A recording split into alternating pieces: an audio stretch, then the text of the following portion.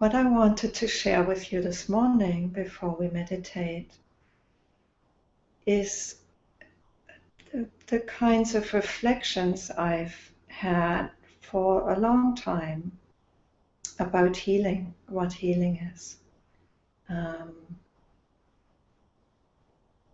So about 1.5 years ago, I had another vision, which was of being interacting with people in a healing way. And the healing came out of just an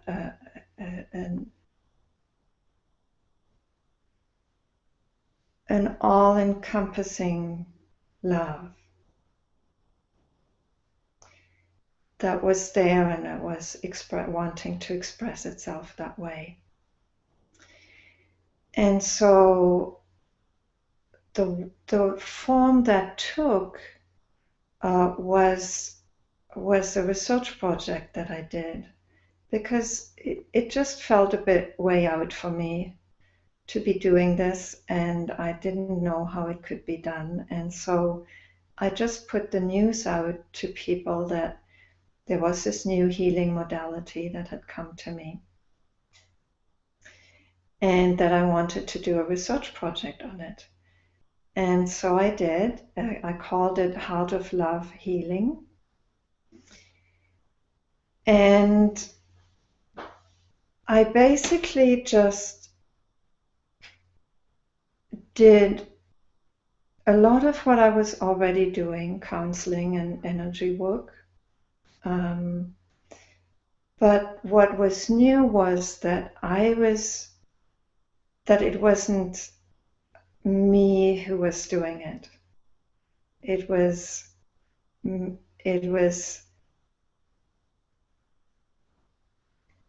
how do I explain that? It was me really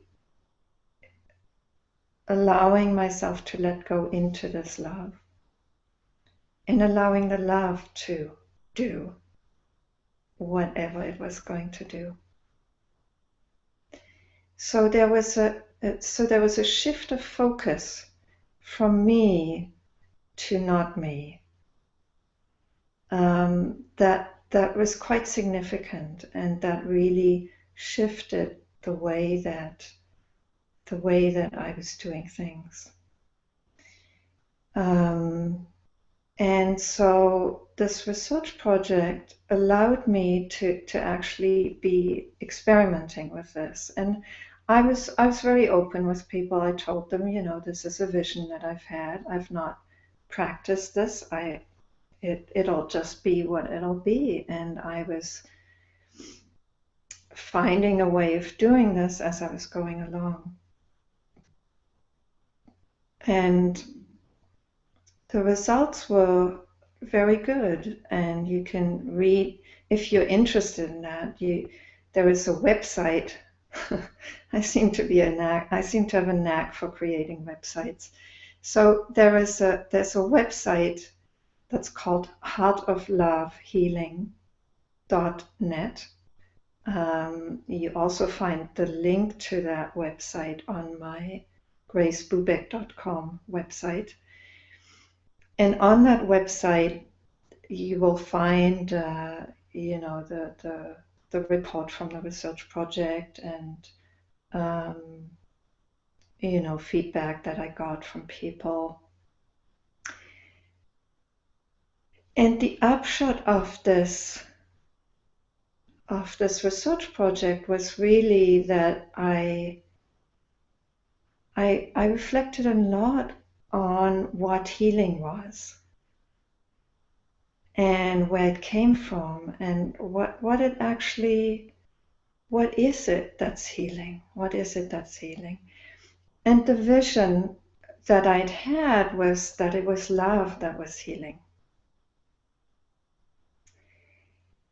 And not emotional love, obviously. Love that is beyond the personal, love that just is.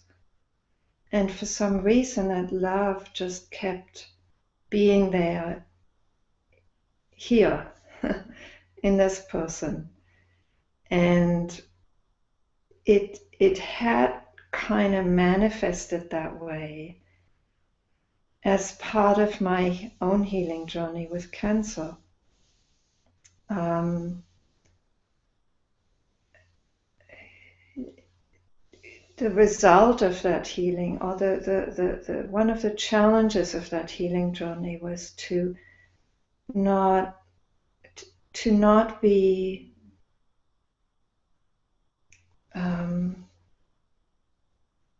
to not be swayed by fear. And somehow the only other mode of being that I found, other than fear, was love. And so as I was dealing with intense fear, intense anxiety, for a while, night after night, it was better during the day, but it was definitely very intense at night. And as I was lying there in bed, shaking with fear, somehow there was love that grew out of that. Because as I could see myself in that panic and in that fear, the seeing happened from a place of love. And so the meeting of the fear, paradoxically, was a way of meeting love. And so the love somehow wanted to find a way of expressing itself, of being more in what I was doing professionally. And this is how the Heart of Love healing came to be. And so here's what I understand about healing. Healing is about finding wholeness. Healing is about becoming all that we can be. It's about finding ways of resolving contraction, resolving blocks in energy, resolving anything that creates contraction, that creates limits and boundaries. Because really our true nature is unlimited. And somehow the human experience seems to create limits and contractions and boundaries and malfunction, if you want to call it that way, dysfunction. And so I found that by just immersing myself, allowing the small self to somehow come back home into that love, that there was a space in which those I was working with could also expand, could come out of their contraction, could relax deeply. And in that deep relaxation, whatever it was that was stressful for them, painful, difficult, could somehow ease and relax and give way to more space, more love. And most of the people I worked with, we worked at an emotional, mental, spiritual level. I had only one person who had come with a physical issue, and I have to be very honest with you, that didn't seem to produce many results, although she always felt very good after. So I'm not going to, I'm very aware that at a physical level things didn't seem to work so well. But then I only had one person um, who was coming to me with a physical issue. So this healing, and this is for me where healing meets awakening.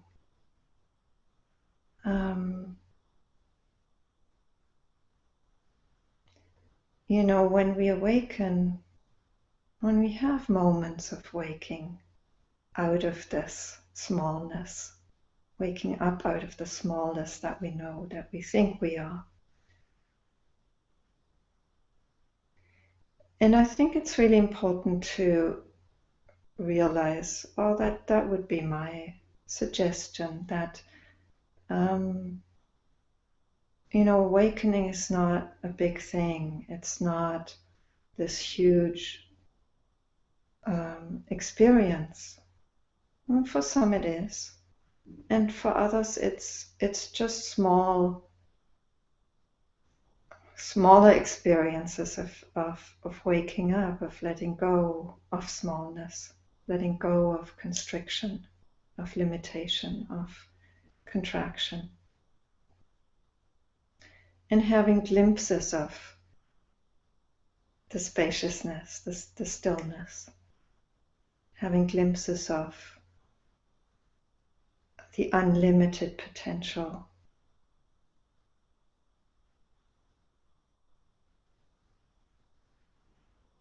So where awakening meets healing, where healing meets awakening, is in that place where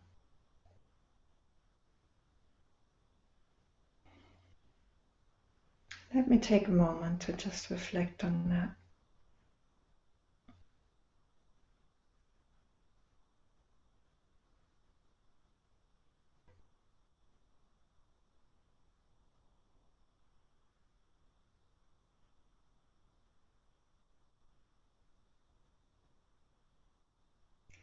Where healing meets awakening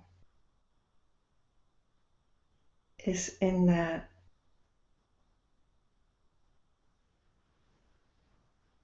what that comes is immersion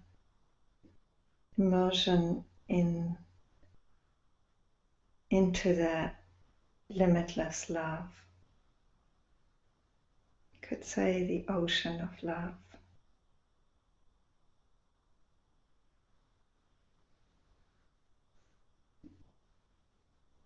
And that immersion allows us to truly rest, to be at home. That is our home.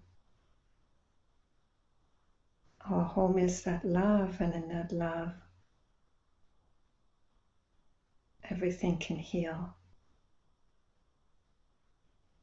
And some beings have the ability to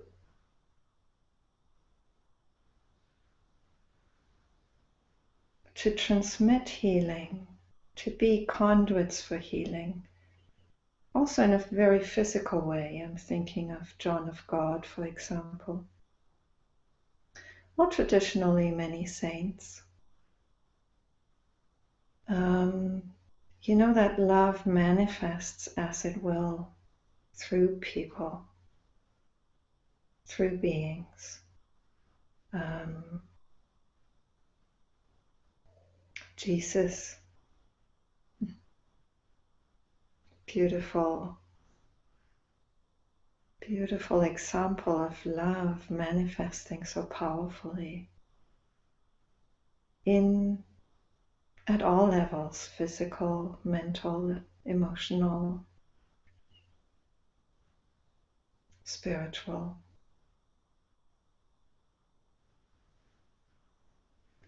So healing for me is a very powerful experience and presence and possibility. And my hope is that in this retreat, you will have experienced, maybe gotten a taste of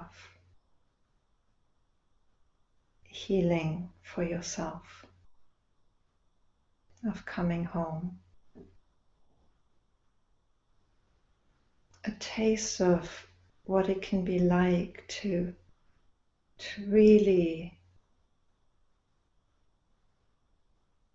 drop the seeking for something, the small, contracted self that's seeking, and just open to the spacious, vast ocean of being that's always there and that we all are.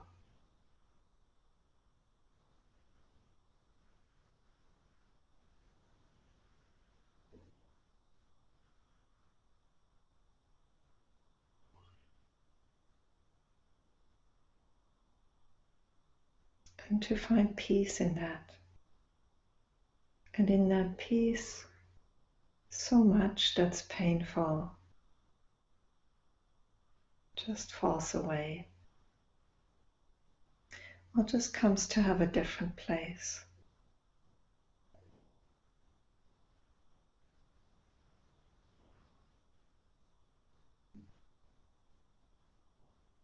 And that can be a way that things heal. It's not spectacular. It's very simple.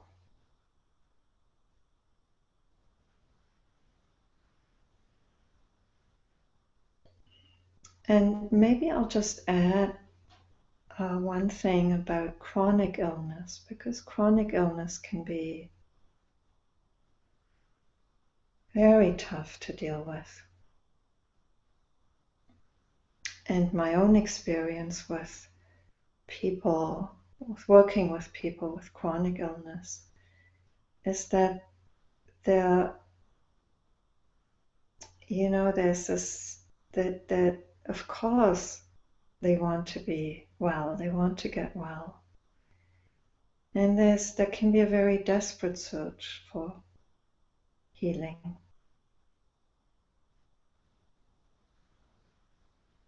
And paradoxically, often people stop actually feeling better when they accept that they may never get totally well. That this may just be it, this may be what they're living with. Like truly accepting, just really letting go of any resistance to it, however subtle. And resistance can get very subtle. You think you let go of your resistance and it's still there, but a bit more subtle. So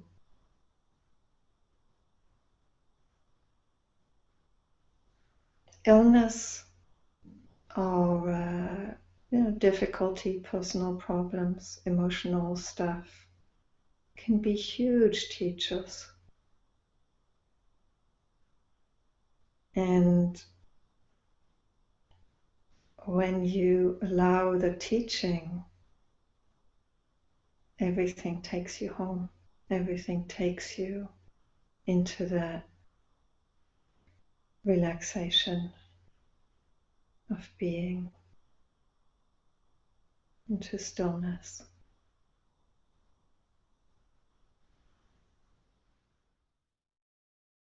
We hold on to pain because we are afraid.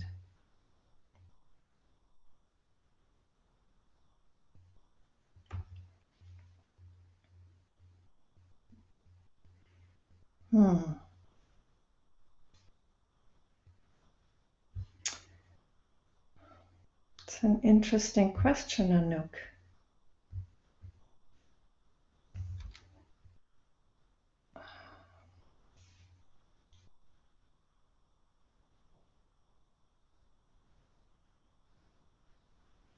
Let me be with that for a moment.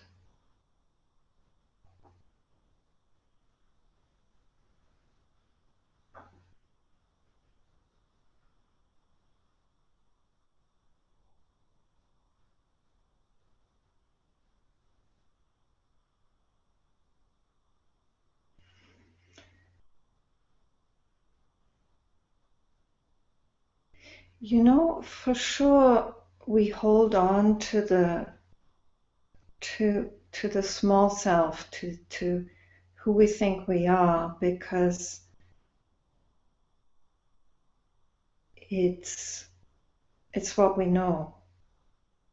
And even though it's painful, it's what we know. So it is very scary to let that go. And that's why a lot of spiritual teachers talk about having to be willing to die. Like, you know, Unmani put that very fiercely last night. And it can have a very fierce expression like that. And sometimes it gets to that point where really you are at a point where it is a question of, well, you know, I mean, I'm at such a point where I don't want to continue like this anymore. I'd rather die than continue like this. And there's a few well-known public figures, teachers, who definitely got to that point, like Eckhart Tolle, for example. And like Unmani said yesterday, that's where she was at. Because it's like the small self, which is that which experiences the pain, the human self.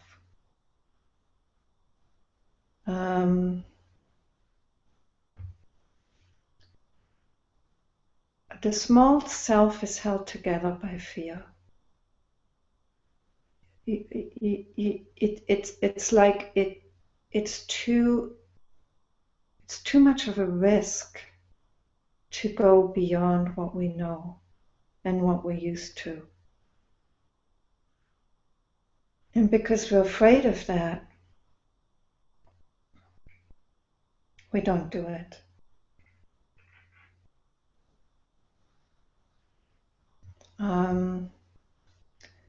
So let me just take a moment and mute Wendy's phone. Okay, that's done. So the small self, even though it's in some form of pain, you know, whether it's physical, whether it's emotional, whether it's spiritual, you know, the pain of searching for meaning is incredibly painful. Pain of searching for home is painful.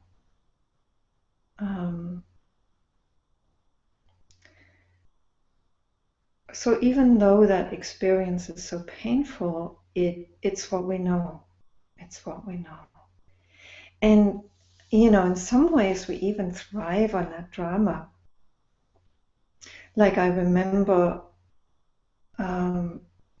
I was in psychotherapy for 9 years, and it was like the psychological drama. I had a lot of pain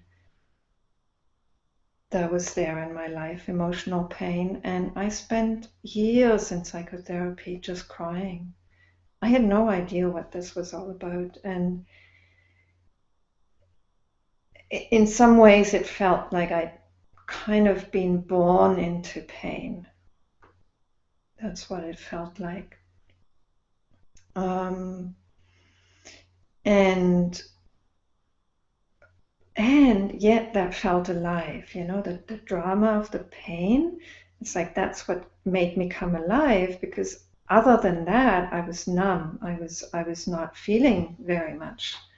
So feeling the pain and feeling the or the anger or the despair or the depression even felt like it was more alive than the numbness. And so I had an attachment to that. And it was when I had my first meeting with my teacher, Gangaji, that she pointed that out to me, that there was an attachment to the drama and therefore an attachment to the pain. So whatever it is that attaches you to the pain can be an interesting question to ask yourself. Well, what would it be like? Suppose that I wasn't in pain.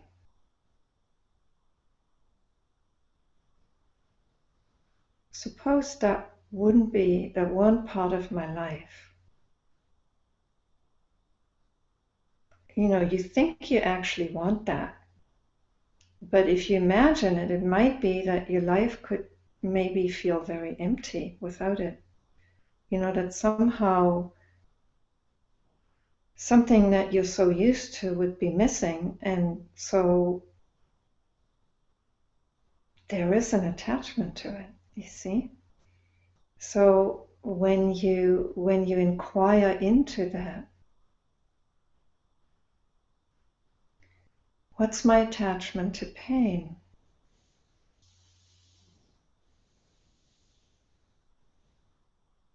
Why am I holding on to pain? Why am I holding on to my pain? Sometimes the pain that's there in your life is just part of your identity. It's part of who you are. It's like, I've been depressed all my life. That's just me. Can be very useful for those of you who have that question. Why am I holding on to my pain?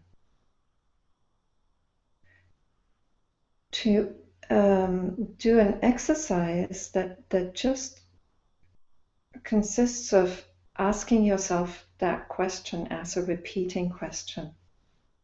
Like, you sit down, you take a piece of paper, and you write down the question. Why am I holding on to my pain? And you close your eyes and you don't think, you just allow that inner space to give you an answer. And whatever comes, you write it down. And then you ask yourself the question again. Why am I holding on to my pain? Close your eyes. You allow the answer to come out of your being, not out of your head. You know when it's the head because you're thinking, right? So thinking's not going to give you the answer. You're really asking your being And you keep asking that question and you will get an answer. And part of it for sure will be fear of living without it, fear of letting that go that has been part, what you thought was part of you for so long. But there may be other aspects to it too. So you could try that, see what happens.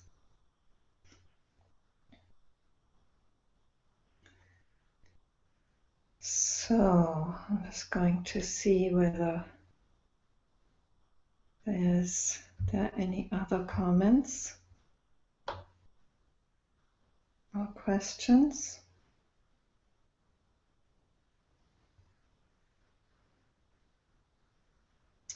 So Anouk says, thank you.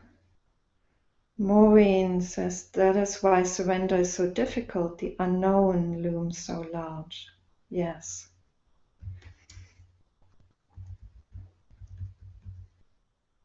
Yes, and we're afraid of the unknown. You know, that's part of the human kind of setup, that whatever is unknown, or whatever we don't know, we're afraid of. And whatever we know, even though it may be painful, is what we know. So it seems to cause less fear.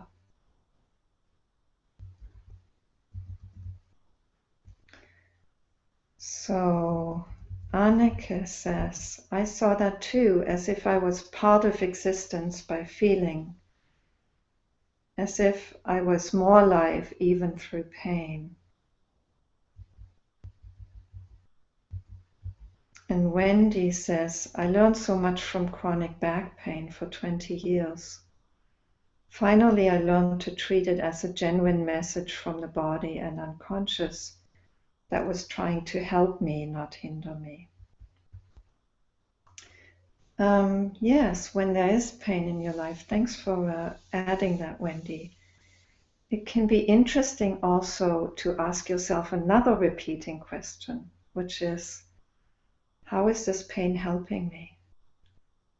What does that pain give me? And actually that can be, maybe that could be an even more interesting question. Because when you see what that pain gives you, you see what your attachment to it is.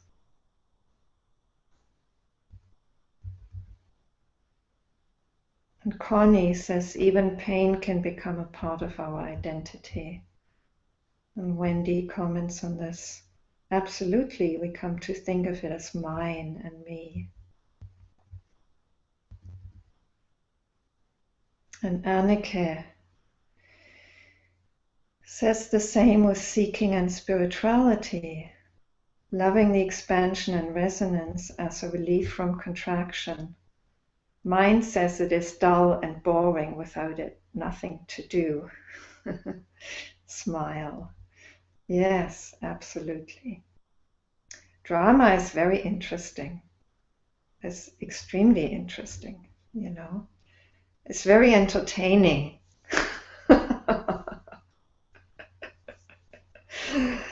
I certainly was very entertained by mine. It was a full-time occupation.